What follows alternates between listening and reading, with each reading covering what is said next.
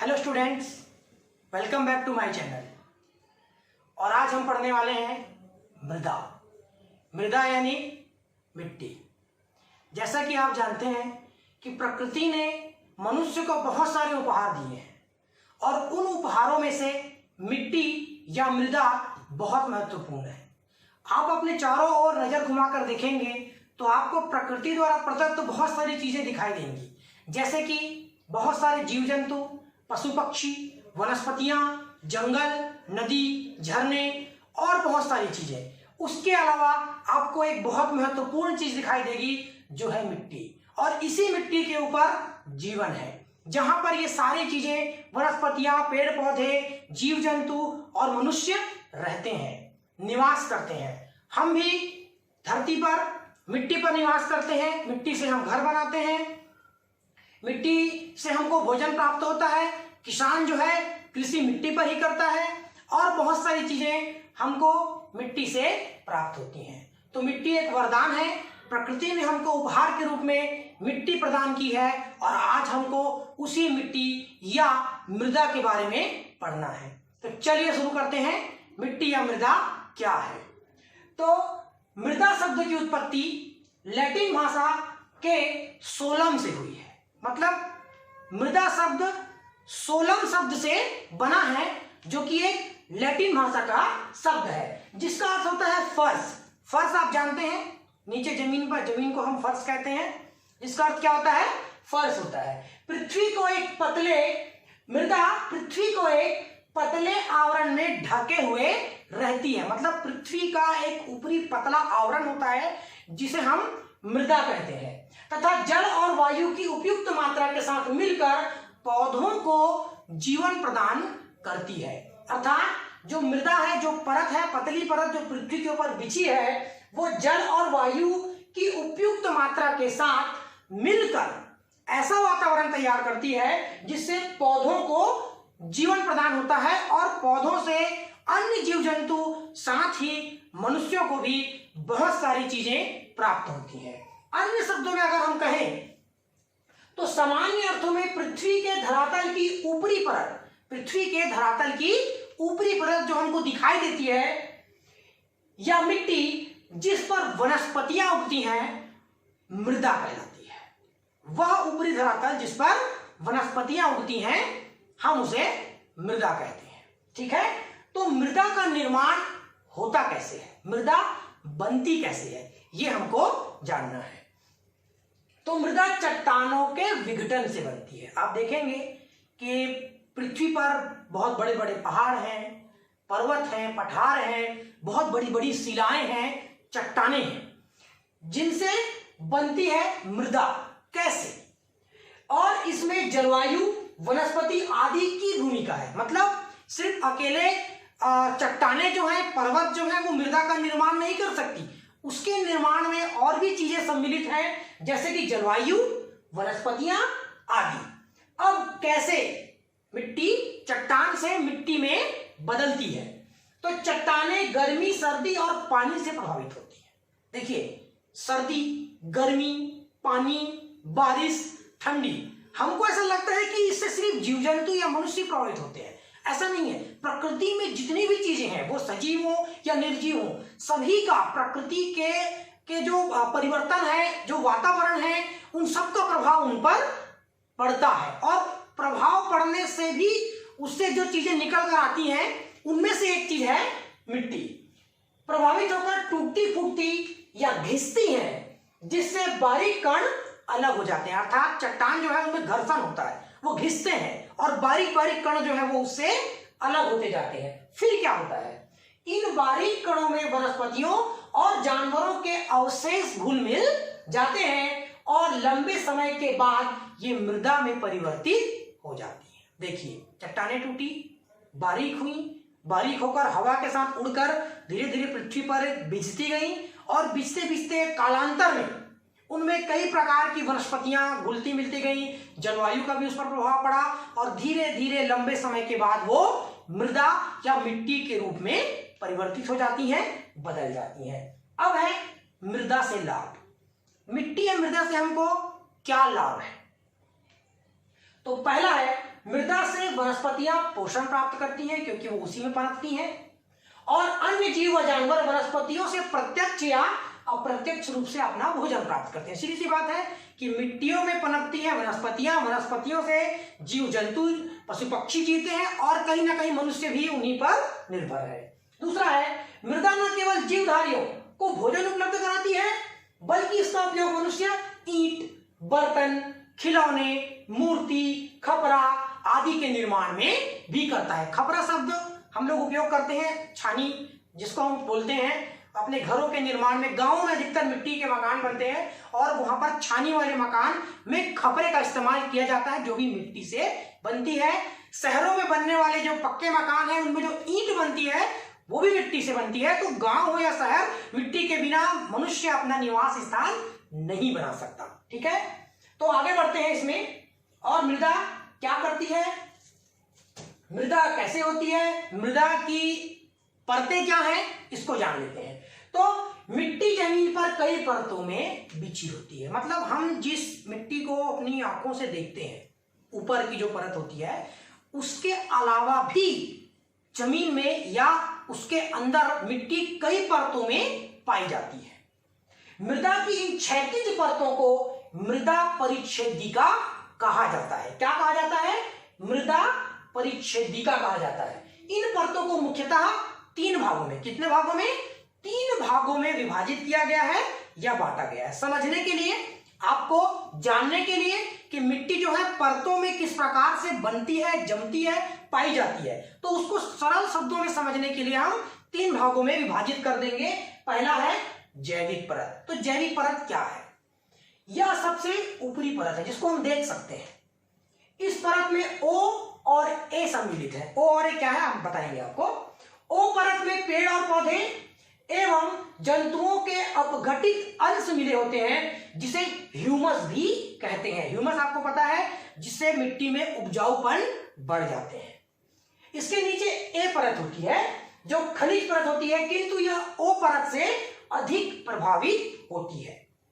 जैविक परत की मोटाई भिन्न भिन्न होती है, मतलब अलग अलग स्थानों पर जैविक परत होता है, उसकी मोटाई जो है वो अलग अलग पाई जाती है। जैसे कि नदी घाटी के निचले भागों में इसकी मोटाई सर्वाधिक होती है, क्योंकि नदी अपने साथ निक्षेप के रूप में मिट्टियों को बहाकर लाती है और जमा करती जाती है। चलिए, जैविक परत पर कृषि कार्य होते हैं एवं वनस्पतियां उसी में उगती हैं।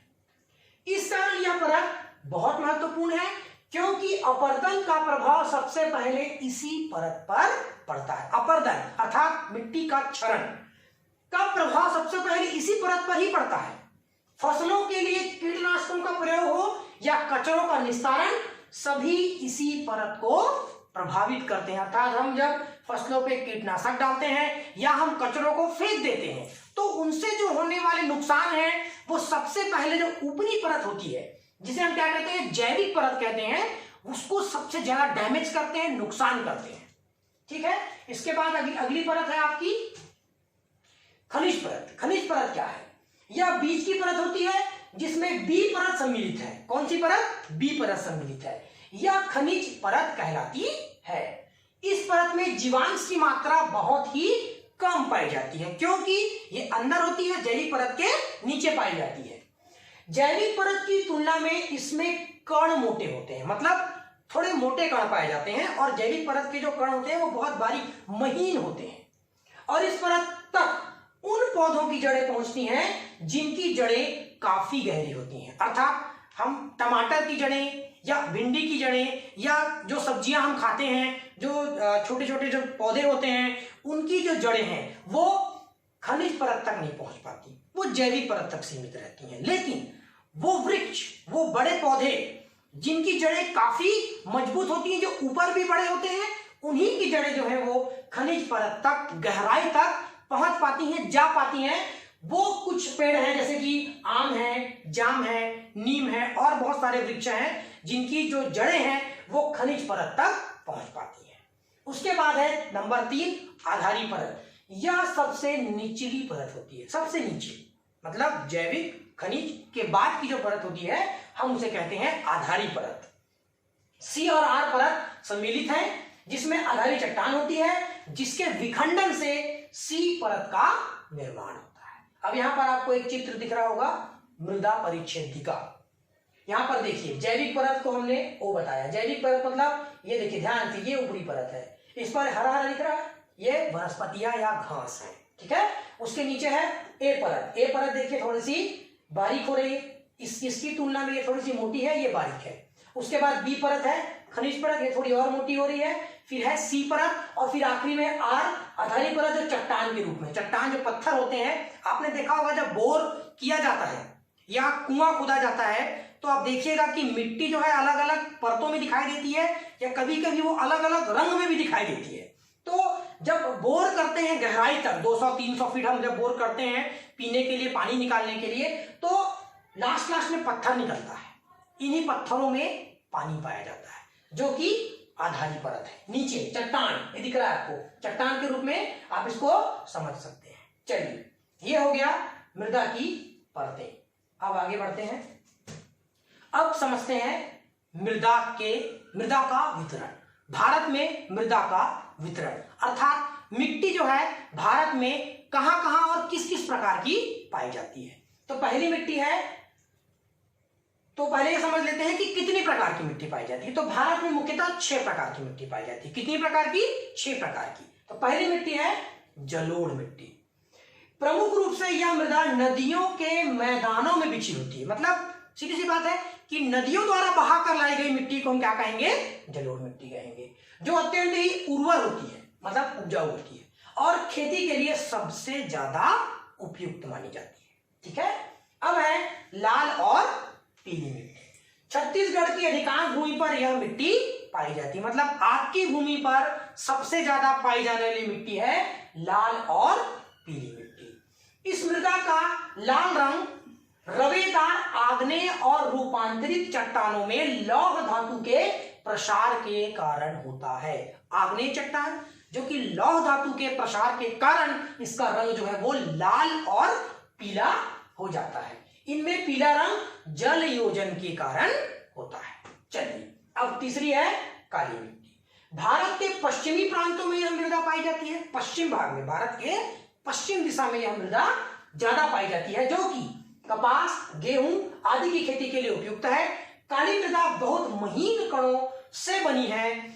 इसकी नमी धारण करने की क्षमता बहुत अधिक होती है। काली मिट्टी आपके यहाँ भी पाई जाती है। आप देखेंगे काली मिट्टी बहुत जल्दी गीली हो जाती है और बहुत जल्दी सूख के फट जाती है, वो बहुत महीन होती है।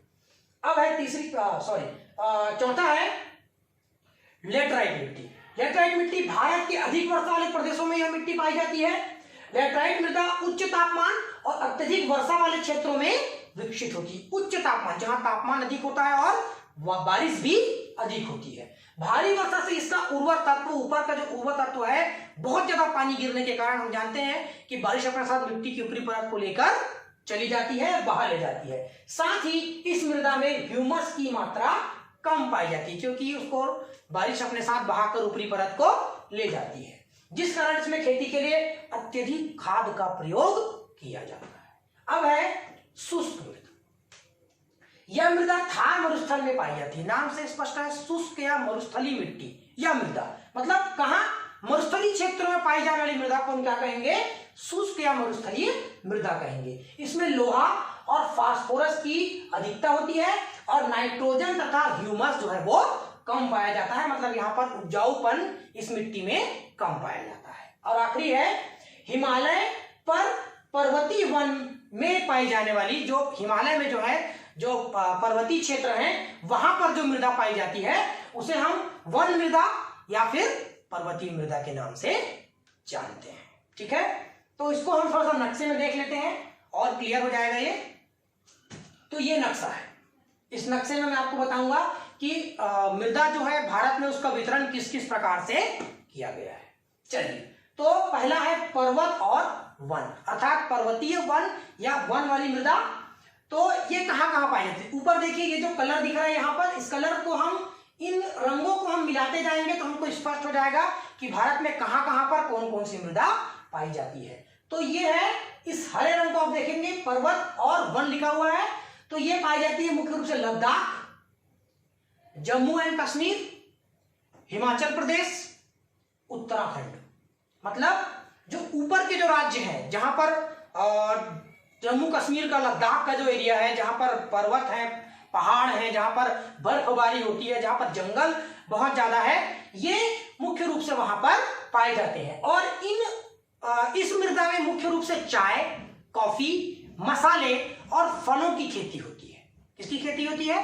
चाय की खेती ज्यादा होती है, कॉफी की खेती ज्यादा होती है, मसाले यहां पाए जाते हैं इस मिट्टी में, और फलों की खेती ज्यादा होती है। दूसरी है, सेकंड नंबर पर है जलोढ़ मृदा। जलोढ़ मृदा आप देख रहे हैं, यहां पर मैंने लिखा हुआ है जलोढ़ मृदा।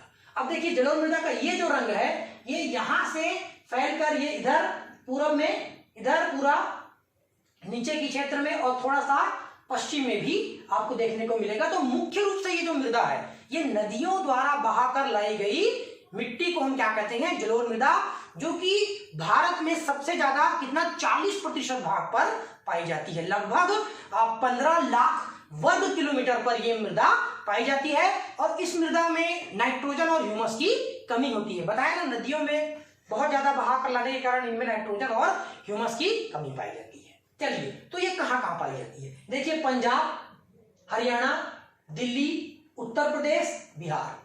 मुख्य रूप से पंजाब, हरियाणा, दिल्ली, उत्तर प्रदेश और बिहार में। इधर चले जाएंगे तो असम में, इधर नीचे आएंगे तो यहाँ पर थोड़ा सा उड़ीसा के भाग में, थोड़ा सा पौंडीचेरी में, और ये नीचे तटवर्ती जितने भी क्षेत्र हैं, यहाँ पर ये मिट्टी पाई जाती है, जलोढ़ मृदा। और यहाँ पर देखेंगे तो गुजरात में भी हमको ये मिट्टी देखने को मिल रही है। ठीक है, तो मुख्य रूप से पंजाब, हरियाणा, उत्तर प्रदेश, बिहार, असम का एरिया है जहां पर ये मिट्टी पाई जाती है। अब अगली मिट्टी है लाल और पीली मिट्टी। देखिए, ये अलग दिख रहा है लाल कलर, ध्यान से मिलाएंगे। ये लाल कलर मैंने लिख भी रखा है यहाँ पर आपके समझने के लिए कि लाल और पीली मृदा, मैंने नीले रंग से लिखा है, आपको दिख रहा होगा। तो ये मुख्य रूप से कहाँ पाई जाती है? तो ये छत्तीसगढ़, उड़ीसा, यहाँ पर देखिए आप झारखंड है, झारखंड में पाई जाती है ये मिट्टी।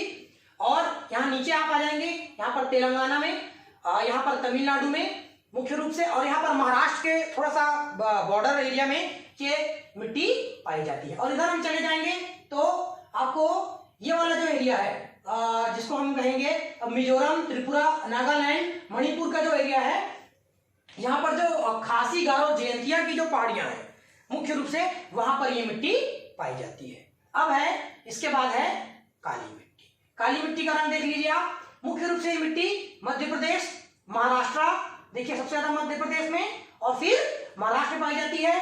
थोड़ा सा यहाँ पर आपको देखने को मिल जाएगी, यहाँ पर केरल की जो पट्टी है, यहाँ पर देखिए, केरल से आगे बढ़ते हुए यहाँ पर हम जाएंगे तो गोवा से आगे ये मिट्टी इधर महाराष्ट्र में भी पाई जाती है।